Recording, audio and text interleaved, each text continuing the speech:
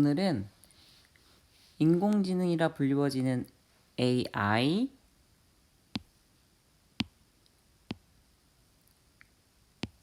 그리고 머신러닝이라고 불리워지는 ML, 딥러닝이라고 불리워지는 DL이란 무엇인가에 대해서 이야기해보고, 이와 같은 것들을 직접 체험하기 위해서 코딩 없이 머신러닝을 체험할 수 있는 방법에 대해서 이야기해보도록 하겠습니다.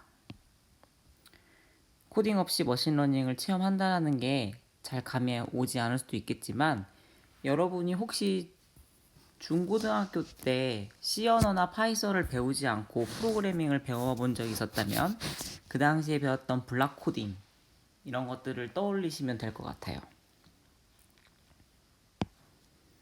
자, 오늘의 이 동영상에서는요, 여러분들이 반드시 기억하셔야 될 게 요 관계를 기억하시는 겁니다.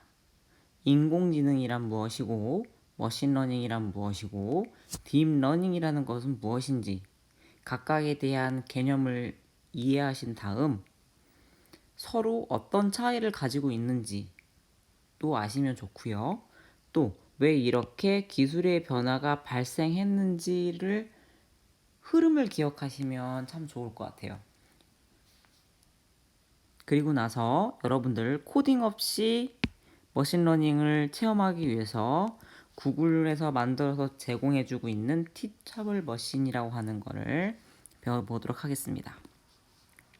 자, 여러분 아마 이제 인공지능이라고 하는 이야기들은 많이 들어보셨을 거예요. 기계학습이라는 말도 이런 건 이제 한국말로 기계학습이라고 하고요. 얘가 인공지능이에요. 그리고 이 친구가 딥러닝이라고 하는 친구인데요. 혹시 인공지능에 조금 관심 있었던 친구들은 이런 머신러닝과 딥러닝이라는 용어를 한 번쯤은 들어보셨을 겁니다.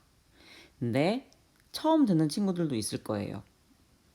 물론 용어가 익숙하지 않으면 쉽진 않겠지만 자꾸 교수님이 반복해서 이야기할 거기 때문에 기억하시고 흐름을 이해하려고 해보셨으면 좋겠습니다. 인공지능은요, 기술은요, 갑자기 2020년에 혹은 2015년에 펑 하고 나타난 기술이 아닙니다. 아주 옛날부터 오랫동안, 지금으로부터 약 70년 전이네요. 1950년대부터 있었던 개념입니다. 중간에 여러 가지의 그 변혁기를 겪게 돼요.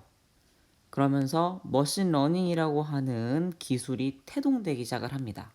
즉, 인공지능이라고 하는 범주가 더 넓고요. 그 인공지능의 하나의 솔루션이 머신러닝이라고 하는 솔루션이 나오게 됩니다. 그 소리는 새로운 솔루션이 나온다는 것은 AI라고 하는 녀석보다 ML이라고 불리워지는 녀석이 문제를 더 잘 풀어서예요.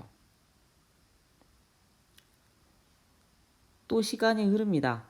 그러다가 2010년경에 DL이라 불리워지는 딥러닝이 갑자기 곽광받게 됩니다. 왜 곽광받게 되냐면요. 딥러닝이라고 하는 기술이요. 머신러닝이라고 하는 방법론보다 더 우수한 성능을 내기 때문입니다. 다시 시간이 흐르다 보면 어느 순간 성능적인 측면에서 봤을 때 머신러닝이라고 불리워지는 기술이 딥러닝이라고 불리워지는 기술보다 성능이 좋아질 수도 있습니다. 이건 알 수 없는 거죠. 즉, 인공지능이라고 하는 학문 안에 다양한 인공지능 부족들이 살고 있어요. 여러 부족들, 즉 그 부족들은 서로 문화가 다르고 이야기하는 방식도 다르고 다 다릅니다. 이런 것들이 각각 하나하나의 기술의 방법론이라고 생각하시면 되고요. 그 중에서 지금 패권을 잡고 있는 부족이 머신러닝이라고 하는 부족이었다가 최근에 어떠한 이유로 딥러닝이라고 하는 부족이 다시 패권을 장악한 겁니다. 학계에서는 이렇게 생각하면 될 것 같고요. 하지만 딥러닝이라고 하는 기술이 머신러닝의 일부분입니다. 그리고 딥러닝과 머신러닝이 인공지능이라고 불리워지는 카테고리의 일부분이라는 것을 기억하시면 좀 더 이 관계를 이해하시기 용이할 것 같아요. 초기 인공지능은 탐색과 추론의 시대라고 얘기합니다. 여러분이 알고 있는 탐색이에요. 트리를 이용한다든지 하는 알고리즘, 룰 베이스 레벨의 방법론이었습니다. 머신러닝의 시대는요, 기계가 스스로 학습하는 시대입니다. 기계가 스스로 학습한다는 의미가 어떤 의미로 생각을 하면 되냐면요, 우리가 입력과 출력 사이의 관계를 알려주지 않아도 우리가 2와 3이라는 입력 두 개를 주고요, 출력으로 5가 나와요. 우리는 더하기라고 하는 기호를 머신에게 알려주지 않습니다. 그리고 또 1과 4라는 입력을 주고 출력이 5다라는 사실만 알려줘요. 그러면 계속 이와 같이 입력과 출력상만 기본으로 해서 기계가 스스로 이 안에 있는 연산을 추론하게 되는 과정을 머신러닝이라고 불리는 겁니다. 다시 설명하면 사용자가 지난 시간에 봤던 비디오에서 아트랩의 엄태웅 대표가 마시는 음료, 딸기 쉐이크를 만들기 위한 레시피를 모르는 상황에서 먹어봤던 경험을 기반으로 그 맛에 가까워지도록 스스로 기계가 그 레시피를 학습하는 방법을 머신러닝이라고 했던 것처럼 기계가 내가 그 모든 거를 결정해주지 않아도 스스로 과정을 알아낸다든지 답을 알아내는 과정을 얘기합니다. 딥러닝이라고 하는 건요, 그런 기계가 스스로 학습하는 과정 중에 문제 해결 방법이 사람의 뇌를 모사해서 만들었기 때문에 딥러닝이라고 불러집니다. 인공신경망을 깊게 쌓았다라는 말에서 딥러닝인데요. 뒤에서 다시 설명합니다. 자, 지능이란 무엇일까요? 먼저 우리가 인공지능의 지능이라고 하는 부분을 이해해야만 될 것 같습니다.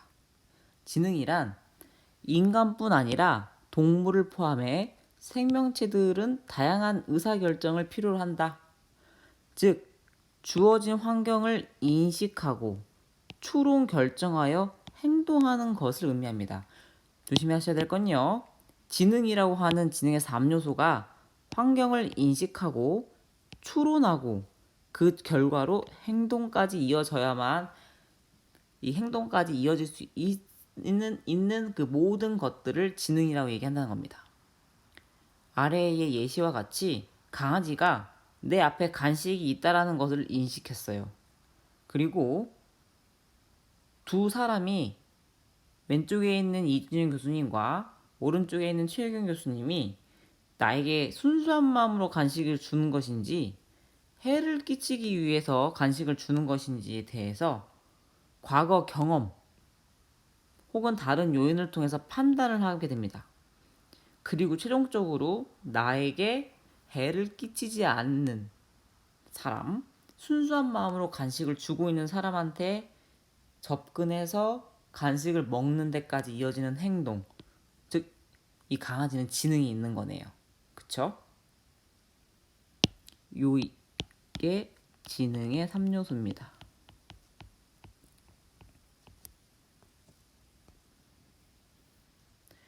운전자의 지능 회로, 내가 지금 운전을 하고 있어요.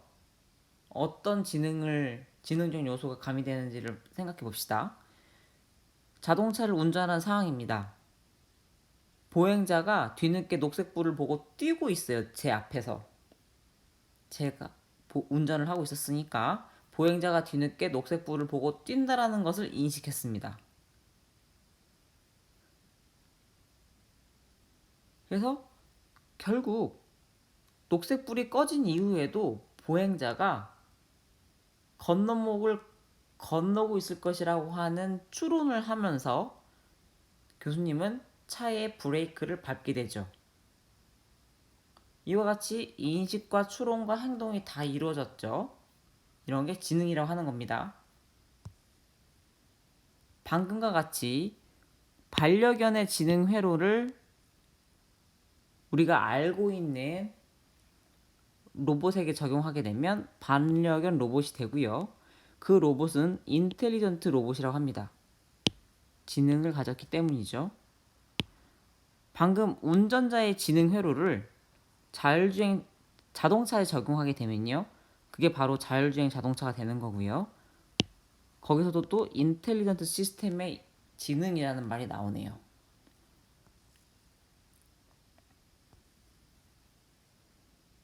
자, 결국 AI란 Artificial Intelligence의 AI란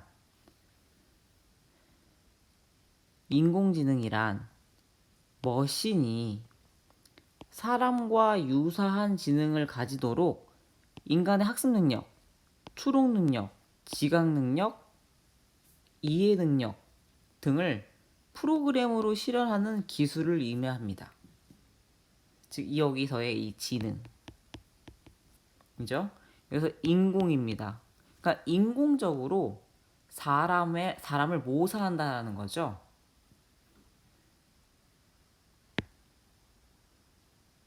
(1956년에) 다트머스 AI 컨퍼런스에서 존 교수님은 AI를 다음과 같이 정의했습니다. 기계를 인간 행동의 지식에서와 같이 행동하게 만드는 것. 아마도 AI 연구의 시작은 다음과 같지 않았을까요? 인간의 지적 활동을 기계도 할 수 있을까? 라는 의문에서 출발했을 거라고 생각합니다. 자, 이제 조금 인공지능이라는 게 무엇인지 감이 오시나요, 여러분? 즉, 우리가 지금부터 배울 모든 배울 내용들은 인공지능에 들어갑니다. 다시 얘기하지만 AI가 가장 크고요. 그 안에 머신러닝이 있고요. 그 안에 딥러닝이 있어요. 즉, 우리가 기계학습을 배우든 딥러닝을 배우든 결국 여기서 머신은 컴퓨터죠. 머신이 사람과 유사한 지능을 가지도록 프로그램을 하는 기술을 인공지능이라고 하는 겁니다. 그러면 인공지능이라는 게 아주 오랫동안 연구가 됐다고 하던데요. 그 역사를 한번 가볍게 살펴볼게요. 인공지능은요, 많은 사람들이 이렇게 얘기합니다. 2번의 겨울이 있었어요. 보통 지금도 학자들은 3번째 AI 윈터가 오지 않을까라고 염려를 합니다. 교수님이 염려라고 했죠. 즉, 요 윈터는요, 연구비가 줄고 사람들의 기대치가 떨어진 시절을 이야기합니다. 즉, 사람들이 인공지능을 너무 열광해서 막 지금 당장이라도 모든 문제를 풀 수 있을 것 같이 기대를 잔뜩 하다가 이렇게 기대치가 상승하다가 이렇게 떨어지는 시기를 윈터라고 표현해요.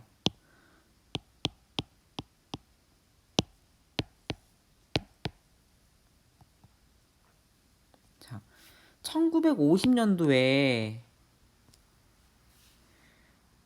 알런 튜링이라고 하는 분이 이런 제안을 해요.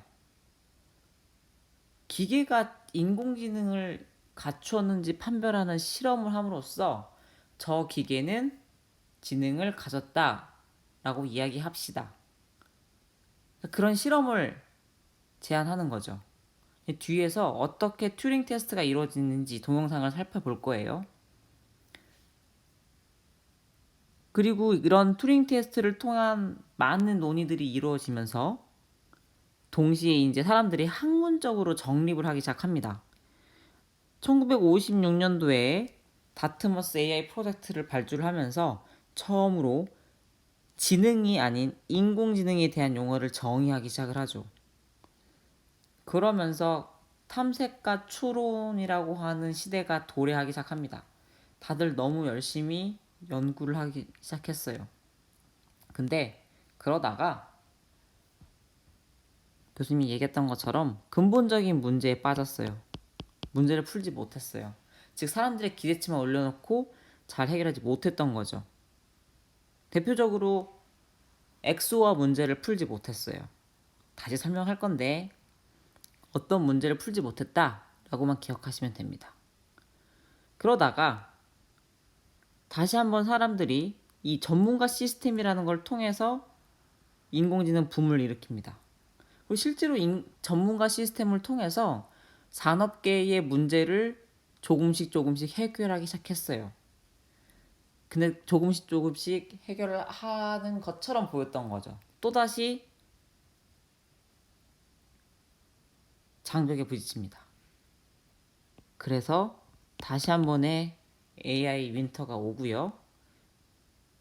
여러분이 알고 있는 지금과 같은 AI가 2011년이 되는 그 시점부터 다시 부활하기 시작합니다. 사실 지금 많은 학자들은요, 지금의 인공지능 붐은 꺼질 거라고 생각하지 않습니다. 그리고 오히려 정해진 목적에 특화된 작업을 수행하고 있는 약한 인공지능, 지금 딱 시점에서의 기술이 약한 인공지능이라고 얘기하고요. 이제 인간의 수준의 지능을 보유하여 전반적인 문제 해결이 가능한 인공지능을 강한 인공지능, 우리는 AGI라고 표현해요. Artificial General Intelligence라고 얘기하죠. 차세대 인공지능이란 다 강한 인공지능, AGI라고 이야기합니다. 그리고 나중에는 모든 영역에서 사람보다 뛰어난 능력을 보유하게 된 초인공지능, Artificial Super Intelligence가 나타날 것이다 라고 이제 미래학자들이 예견을 하고 있지만 어쨌든 지금의 수준은 이렇습니다. 튜링 테스트, 아까 교수님이 이제 그 앨런 튜링이라고 하시는 분이 아까 앞에서 요 분입니다. 요 분 여러분. 요 분이 기계가 인공지능을 갖추었다라는 걸 어떻게 판별할 수 있을까, 여러분? 우리가 지능이 그러니까 그런 거예요. 내가 컴퓨터를 만들었어요, 여러분. 프로그래밍을 했어요. 이 프로그램이 이 컴퓨터가 지능이 있습니다, 없습니다를 판단할 수 있는 기준이 필요하다는 거죠. 그 기준을 어떻게 세웠는지 지금부터 동영상을 통해서 살펴보시죠.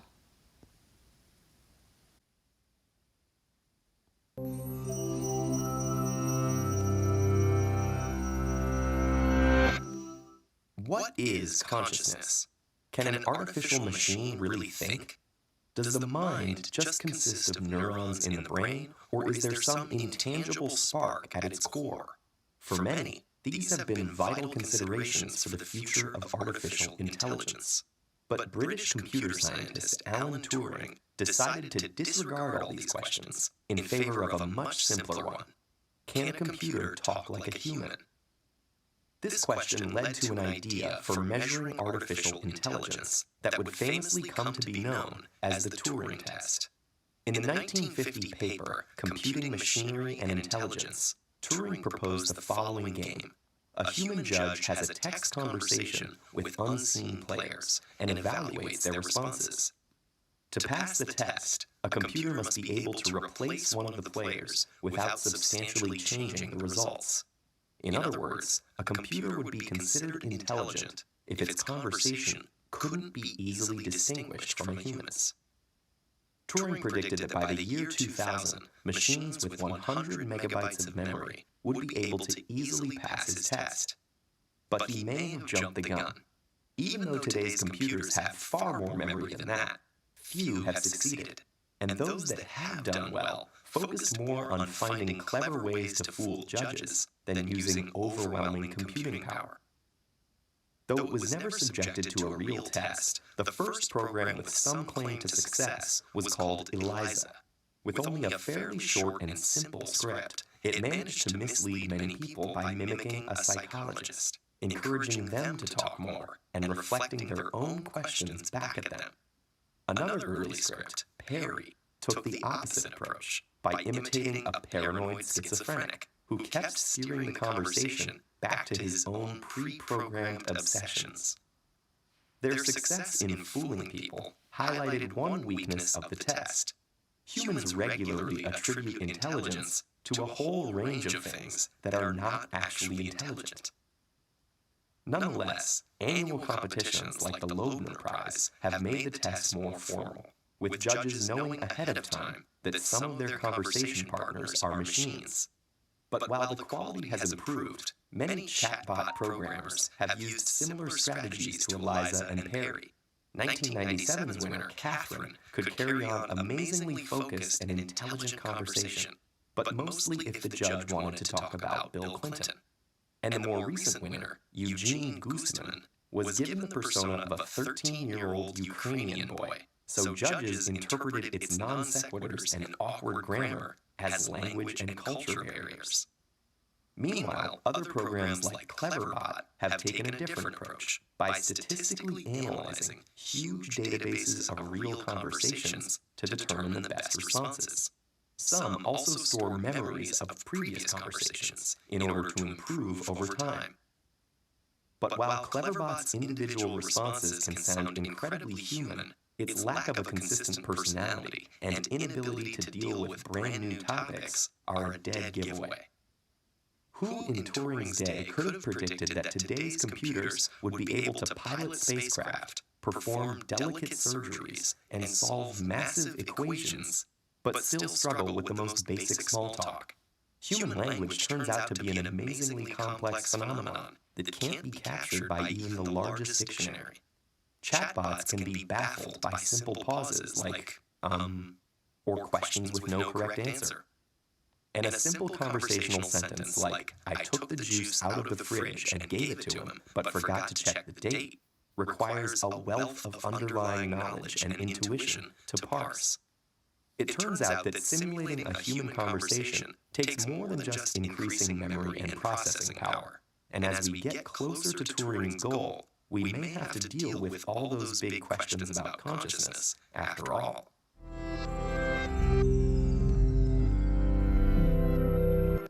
자, 여러분 잘 보셨어요? 결국 안타깝게도 아직 튜링 테스트를 완벽하게 통과할 수 있을 만한 거는 없었다. 다들 뭐 속임수로 통과했었다라는 내용들인데요. 교수님이 하고 싶은 말은 여러분이 튜링 테스트라고 하는 게 결국 지능을 보유하고 있는지에 대한 여부를 판단하는 기준을 세웠었다라는 정도로 기억해 주셔도 좋을 것 같습니다. 자, 아까 중간에 나왔던 튜링 테스트 중에 요 친구가 있었어요. 유진이라고 하는 친구. 그 13살짜리 그 소년을 모사했었고 실제로 문화와 언어적 차이로 인해서 심사하는 사람들을 조금 마음이 넉넉하게, 즉 그러니까 좀 자신들에게 유리하게 끌고 가는 거에 대해서 별 큰 불만이 없도록 하는 그 AI가 있었다고 얘기를 했었는데요. 여기 보시면 대답을 한번 볼게요. 몇 살이니? 라고 질문을 했을 때 난 어린 소년이에요. 13살이요. 라고 대답을 해요. 2 더하기가 얼마니? 라고 물어봤더니 굉장히 괴팍하게 대답을 하죠. 2 더하기는 4이다. 이제 0으로 나누기 해버리고 나가 죽으라고? 뭐 약간 이런 과격한 표현도 씁니다. 자기가 불리한 대답은 피합니다. 질문이 그릇 안에 구슬 2개가 있는데 여기에 구슬 2개를 더 넣었어. 그럼 지금 그릇 안에 구슬이 몇 개지라고 물었더니 별로 많지 않아요. 하지만 정확한 숫자를 알려드릴 수는 없어요. 까먹었거든요. 뭐 이런 식의 표현. 그러니까 굉장히 답변을 회피하면서 자신에게 유리한 쪽으로 대화를 이끌어 갑니다. 즉, 그 후에 사람들이 얘기할 때 유진이 튜링 테스트를 통과한 거는 결국 꼼수였다. 라고 이제 이야기를 하게 됩니다. 근데 그 뒤에도 나온 대부분의 튜링 테스트들이 비슷했어요. 앞에서와 같은 튜링 테스트 말고 현재 여러분들 가까이서 발견될 수 있는 튜링 테스트는 캡처라는 거예요. 여러분 그 인터넷 가입하면서 사람인지 아닌지 당신은 로봇입니까 하면서 입력하라고 나오는 거 있죠. 인터넷에서 특정 웹페이지에 접속하고 있는 행위자가 사람인지 컴퓨터인지 구별하기 위해서 고안된 방법론입니다. 여러분이 아는 이와 같은 방법론들이죠. 이런 것도 하나의 튜링 테스트에 해당이 됩니다. 자, 지금부터는 인공지능의 그 윈터라 불리워지는 것들이 실제로 어떤 부분이 문제였는가를 한번 살펴볼게요. 결국 우리의 학문의 발전은 중간중간에 발생하는 문제점들을 해결하는 방향으로 이끌어갈 수밖에 없으니까 첫 번째 윈터 때 나왔던 문제 그리고 해결책, 두 번째 윈터 때 나왔던 문제 그리고 해결책, 이런 식으로 한번 이야기를 나눠보도록 할게요. 자, 60년대 말 70년대 초에 인공지능 분야에서 발생한 일련의 비관적인 사건들이 일시적으로 인공지능 침체기를 불러오게 됩니다. 그 첫 번째가 펍세트론 이론의 한계를 발견해요. 즉, 인공지능 1950년대에 인공지능이라고 불리워지는 가장 기술의 핵심은 이 퍼셉트론입니다, 여러분. 이 퍼셉트론이 결국 여러분이 알고 있는 뇌 안은 뉴런이라고 불리워지는 녀석이에요. 이 당시 퍼셉트론, 이 뇌 안에 뉴런을 모사한 방법론이면 모든 걸 다 해결할 수 있을 것 같았으나 아주 간단하게 XO와 문제를 풀 수 없다라는 것을 발견하게 됩니다. 왜 이 XO가 문제가 중요하냐면 간단하게 여러분 분류 문제를 풀 거예요. 분류 문제는 뭐냐면 여러분이 알고 있는 AND, OR, XOR라고 하는 논리 회로를 알고 있죠? 자, 지금 이렇게 선 그었고 봅시다. 얘네들이 다 같은 애들이고 얘 혼자 남아있네요. 이거 오화 연산이에요. 즉 오화 연산에 해당하는 분류기를 설계한 겁니다. 선형 분류기예요. 선형 분류기 여러분. 선형인이라고 불려지는 거는 여러분이 알고 있다시피 1차 방정식 ax 플러스 b는 y에 해당이 되고요. 오화를 방금 이렇게 분리했고 이건 AND에 해당이 돼요. 그쵸? 여러분 01은 0, 00은 0, 10은 0이니까요. 근데 요 XO와 문제를 퍼셉트론이라고 하는 방법론을 통해서 아무리 사람들이 연구를 해도 풀지를 못하게 됩니다. 즉 별거 아닌 것 같지만 요 당시에 요 표현을 해결하지 못함으로써 컴퓨터 연산의 해법을 발견하지 못하게 돼요. 그러면서 인공지능에 대한 붐이 꺼지고 침체기를 가져옵니다. 뭐 이런 걸 가지고 침체기까지 가져오나 싶겠지만 1950년도에 우리가 기대할 수 있는 컴퓨터의 수준이란 아주 미비해요, 여러분. 컴퓨터에 아주 큰 기대를 하지 않았지만 AND, OR 그리고 나머지 XOR 연산을 할 수 없다라는 것만으로도 매우 충격적이었던 거죠. 그리고 그 XOR 문제를 다른 방식으로 이제 사람들이 해결하기 시작을 합니다. 전문가 시스템이라고 불리워지는 새로운 방법론이 도입되기 시작을 해요.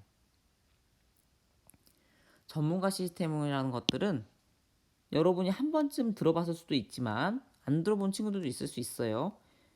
베이지안 기반의 확률적 방법, 그리고 퍼지 이론 등을 활용한 방법론들을 전문가 시스템이라고 얘기하고요. 이런 방법들을 통해서 문제를 해결하기 시작을 했습니다. 그러니까 퍼셉트론이라 불리워지는 신경망이 아닌 새로운 방법론이에요. 그리고 실제로 이 퍼지나 베이지 기반 확률적 방법론은요, 사람들한테 산업계에 확산이 되면서 사람들에게 굉장히 훨씬 더 곽강받기 시작을 했어요. 그리고 이런 분위기에 힘입어 일본과 미국에서는요, 굉장히 많은 정부 주도의 과제들, 프로젝트들, R&D 기금을 조성해서 돈을 주기 시작을 했습니다. 뭔가 될 것 같았거든요. 여기서 잠깐 인공지능의 발전 방향을 두 가지를 크게 나눠서 설명을 해드릴게요, 여러분.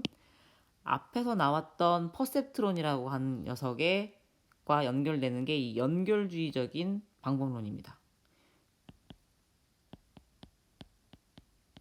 퍼셉트론이요. 이게 나중에는 다중 퍼셉트론까지 오고요. 지금의 딥러닝까지 오게 되는 방법론들이에요. 연결주의라고 하는 방법론은 이 앞에서 나와 있는 전문가 시스템입니다, 여러분. 기호를 통해서 개념을 정의하고 그 기호들을 가지고 일정한 논리적 규칙에 따라 추론하는 방법론이에요. 크게 지금도 마찬가지예요, 여러분. 그러니까 이 시기에는 연결주의가 붐을 탔고요. 요 시기에는 기호주의가 다시 붐을 탔고요. 지금 이 시대에는 다시 연결주의가 패권을 장악했어요.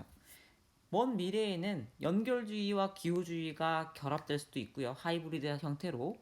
혹은 기호주의가 연결주의를 다시 그 패권을 가져갈 수도 있습니다. 어쨌든 학문이라고 하는 거는 뭐 이렇게 엎치락 뒤치락 할 수 있는 거고요. 지금 교수님이 여러분한테 얘기하고 싶은 거는 어쨌든 먼저 제1의 윈터가 왔을 때 기호주의, 즉 전문가 시스템을 통해서 우리가 재도약을 하게 되었다. 그런데 역시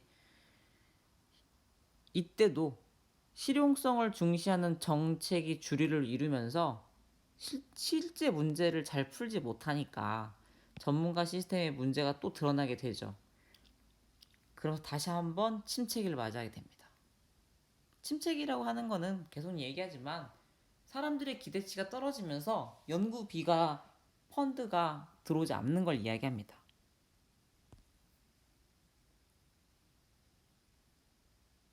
자, 다시 한번 이제 이 윈터를 극복합니다. 요 시기부터 지금은 인공신경망 기반의 딥러닝, 참 사람들 이제 너도 나도 딥러닝 합니다. 딥러닝 기술을 사용하고 있어요. 아까 앞에서 다시 얘기했지만 연결주의가 이렇게 딥러닝으로 연결되는 겁니다. 딥러닝이라고 하는 기술을 통해서 현재의 붐을 일으킬 수 있었던 이유는 폭발적인 데이터가 증가했기 때문이에요, 여러분. 즉 지금의 인공지능은요, 1. 데이터. 여러분이 인터넷의 발달과 SNS의 발달로 뭐 여기저기에다가 데이터를 모아주고 계시죠. 인스타그램이라든지 뭐 구글 포토라고 하는 공간에다가도 혹은 다양하게 사람들이 플리커 이런 데에다가 데이터를 모아줬어요. 둘째, GPU의 발전. 그 전에만 해도 많은 데이터가 있었음에도 불구하고 빠른 연산이 불가능했기 때문에 인공지능 알고리즘을 실제로 돌릴 수가 없었는데요. 엔비디아라고 불리워지는 회사가 GPU를 혁신적으로 만들기 시작을 했어요. 즉 1년이 걸리던 게요, 일주일이면 학습이 가능해지게 된 거예요. 데이터, 그리고 GPU, 세 번째 인공신경망의 망을 통한 기술의 발전. 요 3요소가 같이 만나면서 여러분 실제로 우리가 퀀텀 점프를 했다고 표현을 해요. 풀지 못하던 문제를 엄청나게 잘 풀 수 있는 방법론을 만들어내기 시작을 하게 됐습니다. 그게 바로 딥러닝이에요. 자, 다층 구조의 인공신경망의 문제는 이 다층 구조라고 하는 건요, 여러분.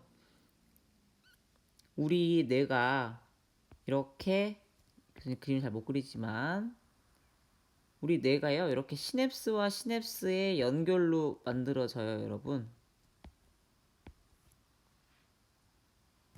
뉴런, 뉴런. 이렇게 하나, 두 개, 세 개. 이런 걸 다층 구조라 그래요. 다층 구조.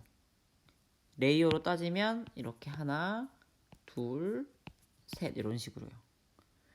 그러니까 이런 사람의 뉴런과 뉴런을 많은 뉴런을 연결해서 층을 쌓는 구조를 모방한 게 이제 다층 구조인데 이게 지나치게 학습 시간이 오래 걸렸어요. 그리고 잘 학습이 안 됐어. 그러니까 훈련이 잘 안 된다는 말은 우리가 머신한테 계속 가르쳐줘요. 엄마가 아이에게 계속 그림을 보여주고 숫자를 보여주고 한글을 얘기해줘서 기역, 니은, 디귿, 리을을 계속 얘기를 해줘도 아이가 배우지 못하는 것처럼 컴퓨터가 배우지를 못했어요. 근데 이 문제들이 해결이 된 거예요. 어떻게? 지나치게 긴 학습 시간은 엔비디아의 GPU 발전으로 이 오버피팅 문제는 드랍아웃이라고 하는 방법론으로 아까 세 번째 AI 윈터를 잘 견뎌냈던 연구자들을 통해서 해결이 됐습니다. 중요해요, 여러분. 이 세 가지 3요소가 첫 번째 데이터인데요. 이 세 가지의 요인이 공교롭게 딱 한 번에 만나면서 공진주파수가 딱 맞아버린 거죠. 지금까지가 이제 인공지능이 현 시대까지 어떻게 발전을 해왔는지를 이야기했고요. 많은 학자들이 미래에 대해서 이야기해요. 그리고 많은 걱정들도 하고 있죠. 구글의 미래학자인 분께서는요, 특이점이 온다 라는 책을 썼어요.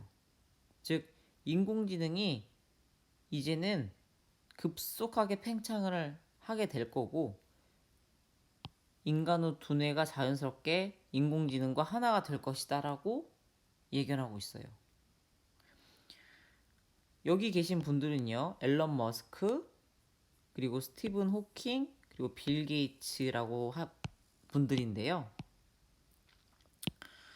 되게 그 강한 인공지능, 즉 사람과 동등한 지능을 갖게 되는 인공지능에 대한 경고를 많이들 경고성 발언들, 그러니까 우리 미래가 인공지능을 우리가 컨트롤할 수 없으면 문제가 발생할 것이다라고 많이들 예견하고 있어요. 특히 앨런 머스크라고 하는 분 같은 경우에는 안전한 인공지능을 개발을 해야 된다라고 하는 곳에 많은 그 의견을 내고 계시고 심지어 자기 돈을 기부해서 해당 연구를 할 수 있도록 도와주고도 있어요.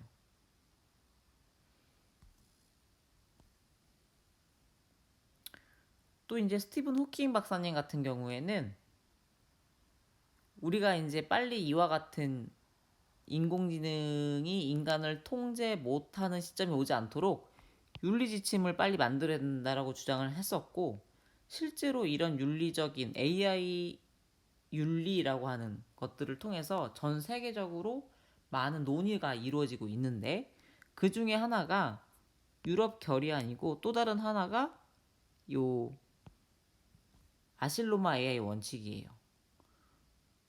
이때 이 다 같이 모여 회의를 하는 도중에 모두가 다 찬성했던 것 중에 하나는 살상무기였어요. 살상무기를 절대 만들어서는 안 된다. 즉, 목적이 없는 지능을 개발하는 것은 안 된다. 인간에게 유용하고 이롭고 혜택을 주는 지능만 개발해야 된다. 라고 이때 약속을 했었어요. 한때 이슈가 됐던 것 중에 하나가 이 당시에 카이스트에서 그 휴머노이드 로봇을 만들고 있었는데 소문이 잘못 났던 거예요. 뭐 그 군사용 휴머노이드 로봇을 만들고 있다라고 소문이 잘못 나면서 뭐 당시에 이제 그냥 이슈로 넘어가기는 했는데 웃고 넘어가는 사건이었는데 막 요 회의에 참석했던 많은 분들이 한국과는 같이 연구를 하지 않겠다 뭐 이런 얘기도 잠깐 나오곤 했었던 그 사건이에요. 아무튼 이렇게 지금 우리는 이제 인공지능의 미래가 밝을 수도 있고 어두울 수도 있다. 어둡다면 강한 인공지능, 초인공지능이 나타나서 사람보다 훨씬 더 뛰어나고 사람의 컨트롤 밖을 제어권을 벗어나서 자기가 마치 우리가 그 공상과학 영화에서나 볼 법했던 일들이 벌어질 거다라는 거죠. 자, 우리는 앞에서 튜링 테스트라고 하는 걸 통해 기계가 지능을 보유했는가에 대한 실험을 할 수 있다라고 얘기했었어요. 그리고 지금까지 그때 앞서서 설명했던 비디오에서는 많은 시도들이 있었지만 뭐 제대로 통과한 적은 없었다라고 이야기하고 있고요. 지금부터 교수님이 보여줄 동영상은 2018년도 구글 I.O.라 불리워지는 구글 행사에서 있었던 하나의 데모 영상인데요. 한번 들어보세요.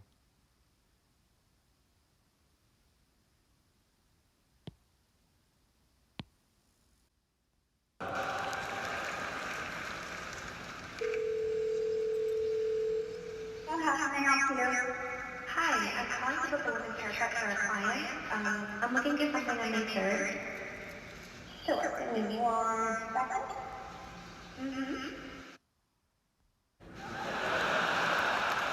Sure, what time are you looking for around? At 12 p.m. We do not have a 12 p.m. available. The closest we have to that is a 1:15. Do you have anything between 10 a.m. and 12 p.m.? Depending on what service she would like, what service is she looking for? Just a woman's haircut for now. Okay, we have it 10 o'clock. 10 a.m. is fine. Okay, what's your first name?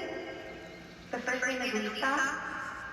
Okay, perfect. So I will see Lisa at 10 o'clock on May 3rd. Okay, great. Thanks. Great. Have a great day. Bye.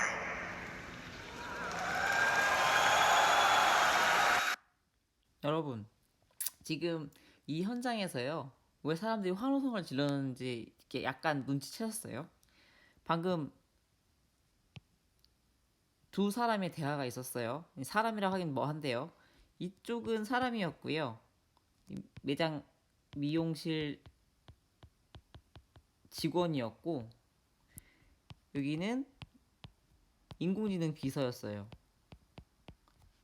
듀플렉스 서비스인데 인공지능 비서가 리사를 대신해서 미용실 예약을 해주는 지금 대화였습니다. 교수님이 어느 곳에서도 튜링 테스트란 말을 쓰지 않지만 여러분한테 물어보고 싶었던 거죠. 이 정도의 지능을 가지고 있다면 제가 교수님이 나의 인공지능 비서에게 나 10시에 미용실 예약 좀 해줘 라고 딱 던졌는데 본인이 내가 자주 가던 미용실을 찾아서 거기에 전화를 걸고 예약을 해서 그 과정 중에 이런저런 대화가 오고 가고 어때요? 지능을 가졌나요? 그리고 여러분은 방금 왼쪽에서의 그 대화를 한 대상이 AI라고 사람이 아니라고 눈치채셨나요? 여기까지가 여러분과 인공지능의 역사까지 이제 일단 알아봤습니다, 여러분.